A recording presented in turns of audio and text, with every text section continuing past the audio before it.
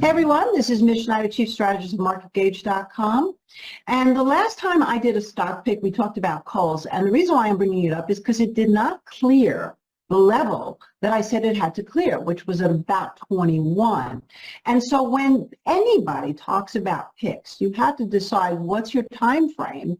And since I am well known not just for picks based on a fundamental story, but really timing my way through technical analysis, this is really important that we were never a buyer of calls because that area did not clear.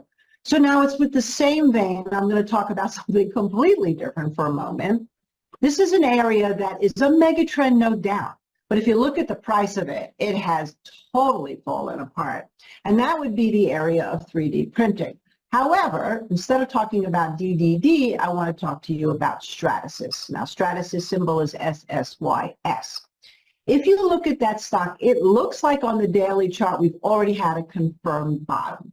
Once it took out 650 and closed above it, that was it. However, on a weekly chart, the week before, the high was 7. So what we're looking at is, as you hear this, if the weekly close was over 7, you have a very, very low risk trade on that one. Typically what you do on these type of reversal trades is you risk to the low of the recent move.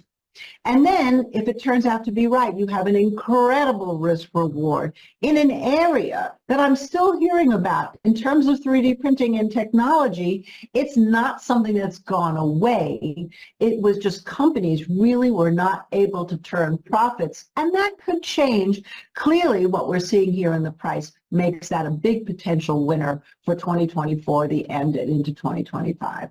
Okay, that's it for now. Thank you so much for watching. You have a great day, and bye for now. Go to business.